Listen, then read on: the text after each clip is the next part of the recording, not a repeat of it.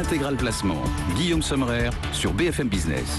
Votre argent vu par Frédéric Durand-Bazin. Bonjour Frédéric. Bonjour Guillaume. Vous êtes rédacteur en chef au magazine Le Particulier. Ouais, et vous êtes tout seul? Oui, je suis tout seul cette semaine parce que Cédric Levénard est en vacances. Tiens, certains de nos téléspectateurs voudraient optimiser la fiscalité environnementale. Ils nous demandent comment monnayer leur certificat d'économie d'énergie. Ça se monnaie, un certificat d'économie d'énergie? Déjà, on va expliquer ce que c'est. Surtout, on va d'abord expliquer à nos auditeurs qu'aujourd'hui, faire des travaux d'économie d'énergie, ça peut rapporter de l'argent. Alors, il ne s'agit pas d'installer des chauffe-eau solaires ou des panneaux photovoltaïques dont vous allez revendre l'électricité à EDF. C'est un peu différent. Donc, aujourd'hui, il faut revenir à l'origine de ce dispositif. Donc, il faut revenir à ce qu'on appelle la loi POP, qui est la loi de programme sur les orientations de la politique énergétique de 2005, qui oblige en fait les fournisseurs d'énergie à faire des économies d'énergie, justement. Et ils doivent rendre des comptes tous les 3 ans. Il y a un programme triennal et tous les 3 ans, ils doivent dire à l'État, voilà le montant des économies d'énergie que j'ai fait ou que j'ai fait faire à mes clients. Et si jamais ils ne sont pas dans les clous de ce qui a été négocié au moment du début de ce programme triennal, ils doivent acquitter une pénalité. Et cette pénalité, elle est quand même assez lourde parce que c'est 2 centimes par kilowattheure cumulé, actualisé, ce qu'on appelle les kilowattheures CUMAC, manquants. Donc, pour arriver à ce fameux quota, les entreprises ont le droit d'acheter ce qu'on appelle des certificats d'économie d'énergie. Donc ils peuvent les acheter aux particuliers qui ont fait eux-mêmes des travaux d'économie d'énergie ou qui ont acheté des équipements économes justement en énergie. Oui, c'est la loi POP. C'est la loi POP. Ne pas confondre avec le pape, rien à voir. Rien à voir. Vous avez vu, c'était bien avant quand même la démission de notre pape. Eh bien voilà, pour une fois, l'État a été précurseur avec cette loi POP. C'est un système qui marche bien, ces certificats d'économie d'énergie, tout le monde joue le jeu? Oui, alors effectivement, tout le monde joue le jeu, mais dans la mesure où c'est assez encadré. Aujourd'hui, c'est le ministère du Développement durable qui pilote ce dispositif. Et donc, chaque année, ils éditent ce qu'on appelle des fiches réglementaires sur lesquels sont indiqués l'ensemble des travaux qui ouvrent droit à ces fameux certificats d'économie d'énergie. Aujourd'hui, il y a 269 types de travaux ou d'achats qui sont formalisés par ces fiches. J'en ai apporté une là pour vous montrer. Bon, c'est assez administratif, mais on voit quand même qu'il y a... Du tout. Hein, vous voyez, c'est quand même assez joli. Hein. Ah ouais, c'est bien, c'est coloré. C'est plutôt assez saillant.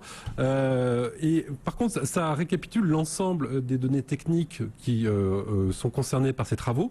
Et il faut savoir que sur les 269 types de travaux ou d'achats, il y en a à peu près 75 qui concernent les logements, donc qui concernent directement nos auditeurs, les particuliers. Et donc voilà, une fois que vous avez fait ces travaux, vous vous retrouvez avec un quota d'économie d'énergie que vous allez pouvoir revendre à ces fameuses entreprises. Les travaux éligibles, ils sont dans les secteurs du bâtiment résidentiel, le bâtiment tertiaire? Ils sont dans tous les types de bâtiments. Oui. Ils sont dans tous les types de bâtiments, donc y compris les logements, et pour les logements, donc ce qui concerne nos auditeurs, à la fois pour les maisons individuelles, à la fois pour les logements collectifs, les appartements en copropriété notamment. Quels sont les critères pour profiter du certificat d'économie d'énergie? Et en fait, tous les critères sont indiqués sur ces fameuses fiches. C'est pour ça que je vous la remontre à nouveau, parce que franchement, regardez, elle est vraiment très belle. Elle n'est pas verte, mais bon, elle n'est pas verte, ça parle d'écologie. Elle indique très précisément quels sont les critères qu'il faut respecter pour pouvoir les mettre en jeu. Oui. Alors, justement, vous pouvez retrouver toutes ces fiches, elles sont disponibles sur le site du ministère, donc je vais vous en donner quand même l'adresse. Donc vous allez sur le www.développement-durable.gouv.fr. J'ai même l'adresse déjà, elle est quand même assez compliqué.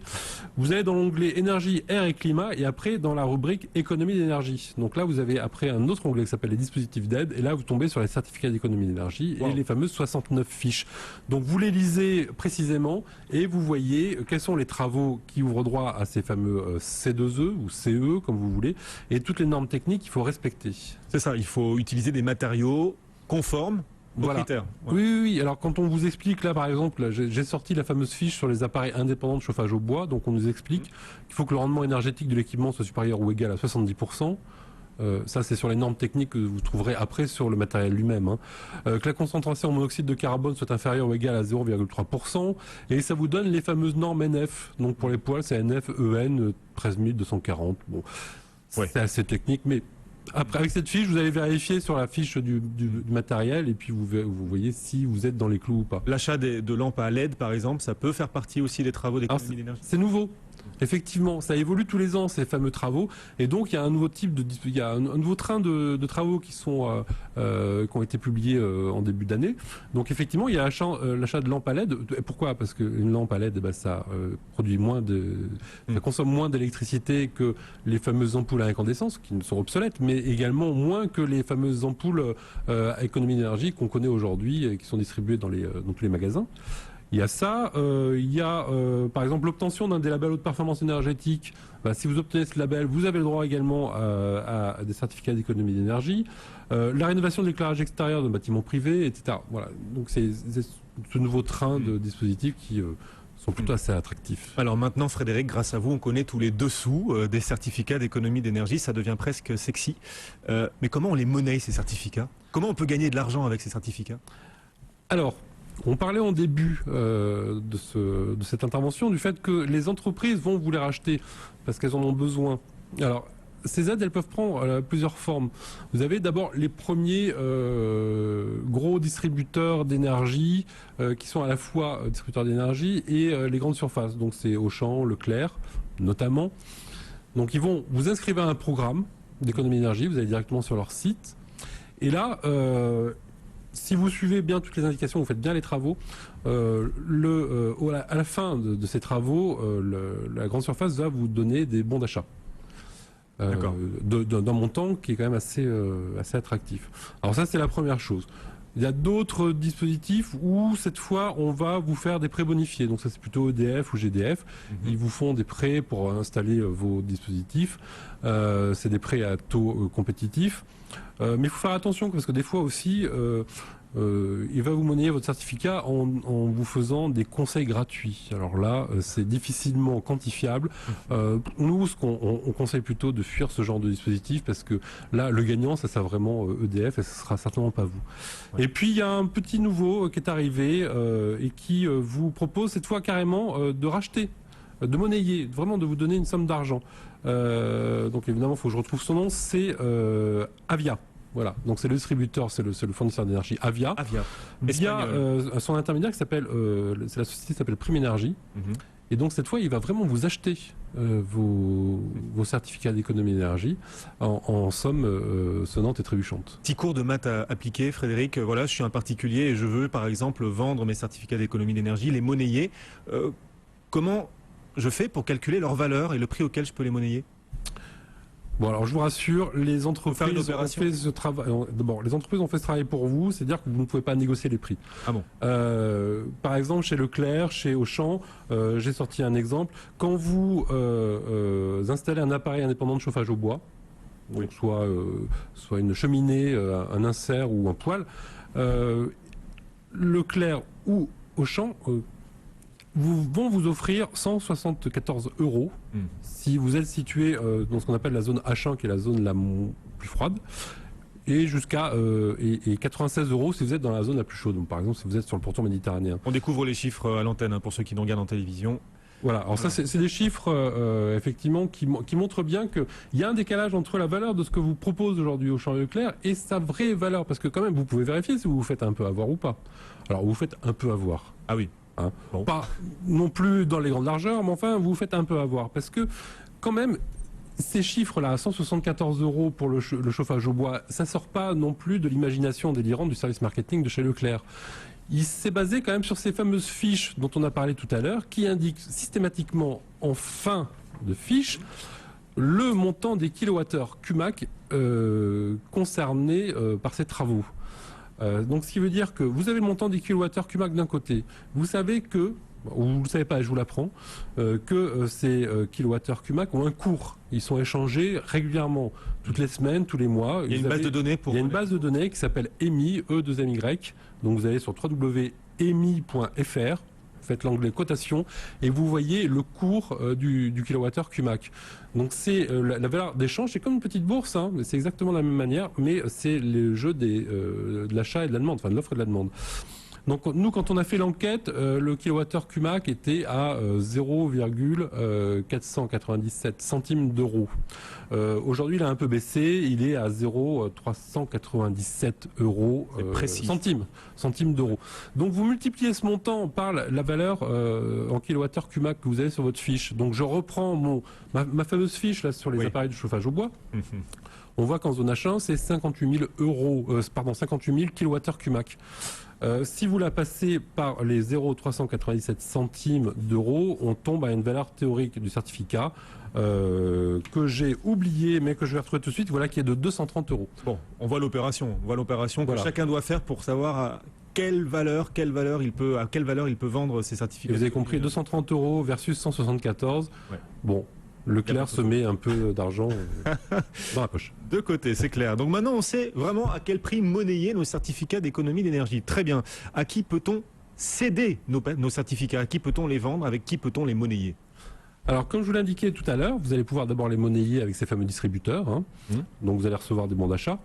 Vous pouvez, dans le cadre par exemple d'EDF ou GDF, ils ont mis en place des dispositifs de concertation avec des artisans. Donc c'est les artisans partenaires EDF ou GDF, quand ils vont venir faire les travaux d'économie d'énergie chez vous, ils vont vous proposer effectivement de les négocier. Enfin, quand je vous dis vous proposer, ça c'est la théorie, parce que en fait au final, ils vous le diront pas. Et c'est là où on a envie d'attirer l'attention des gens, c'est que ils vont vous proposer un devis, ils vont éventuellement vous accorder une ristourne commerciale. Oui. 100 euros, 150 euros, 200 euros. Vous vous dites c'est formidable, on est très content. Sauf qu'on peut négocier davantage. Vous signez le devis. Et puis après, vous vous rendez compte, ben non, en fait, ces fameux avantages commerciaux, c'est je me suis engagé à céder mes certificats d'économie d'énergie. Et là, il faut faire quand même attention, parce qu'une fois que vous êtes engagé dans un programme, vous ne pouvez pas faire machine arrière. Donc si vous vous rendez compte que chez Leclerc, chez Avia, on vous propose mieux, c'est trop tard. Vous avez signé le devis, donc vous êtes engagé. Donc, ce qui veut dire qu'avant de signer n'importe quel devis ou avant de vous engager dans des travaux, faites quand même le tour de la place et regardez quels sont les dispositifs les plus intéressants pour vous. Oui. Monnayer ces certificats d'économie d'énergie, on a le sentiment que ce n'est pas forcément une aubaine financière. C'est une aubaine si on arrive à bien faire l'opération, si on arrive à bien négocier, bien comparer, et si on a écouté Frédéric Durand-Bazin sur BFM Business. Ben c'est pas facile. C'est là-dessus qu'on veut vraiment attirer l'attention et de vos auditeurs et de nos lecteurs, c'est que c'est un dispositif qui existe quand même depuis 2005. Je défie la plupart des auditeurs. C'est le défi. Défi du jour. Le défi du jour, c'est est-ce que vous avez vraiment négocié vos certificats d'économie d'énergie? Est-ce que as-tu vraiment négocié ton certificat d'économie d'énergie? Toi, ami auditeur, je vous regarde dans les yeux. Est-ce que vous avez vraiment négocié vos certificats? Je suis persuadé que tous les travaux qui ont été faits depuis 7 ans, désormais, on va dire 5% des gens ont réussi à obtenir une contrepartie financière à leurs travaux. Mais pourquoi? Mais par ignorance, tout simplement, parce que ce dispositif, il n'est pas connu des gens. Alors effectivement, aujourd'hui, on commence à avoir quelques acteurs qui font un peu de la publicité. Alors je reviens, je ne fais pas une fixation ni sur Leclerc ni sur Auchan, mais quand même, Leclerc, c'était le premier à faire des publicités à la radio et dans la presse pour dire, attention, si vous faites des travaux d'économie d'énergie, vous avez le droit à des bons d'achat. Donc ça a commencé à faire prendre conscience aux gens que finalement ça pouvait rapporter un peu d'argent. Suivant le type de travaux, ça finance quand même de 5 à 40% du montant des travaux. C'est quand même loin d'être négligeable. D'autant plus que c'est des travaux qui sont quand même souvent assez coûteux. Donc surtout ne pas hésiter. Justement sur le montant des travaux souvent coûteux, est-ce que les copropriétés peuvent elles aussi profiter des certificats d'économie d'énergie et essayer de les monnayer ? Alors c'est ça qui est terrible, c'est qu'il y a une petite enquête qui a été faite auprès des syndics professionnels.